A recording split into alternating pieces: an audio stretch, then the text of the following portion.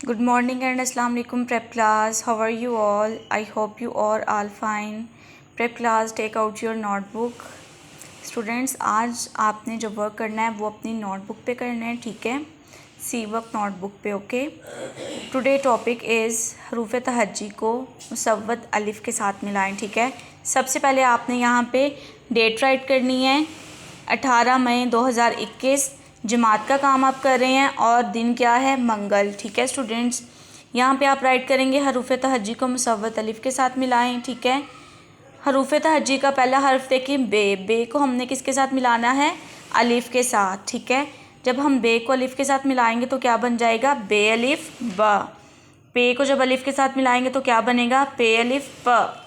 ते को अलिफ के साथ मिलाएंगे तो क्या बनेगा, ते अलिफ त। टे अलिफ ट। से अलिफ स। जीम अलिफ ज। चे अलिफ च। हे अलिफ ह। खे अलिफ ख। दाल अलिफ द। डाल अलिफ ड। जाल अलिफ ज। रे अलिफ र। रे अलिफ र। जे अलिफ ज। ये अलिफ य। सीन अलिफ स। शीन अलिफ श। स्वात अलिफ स।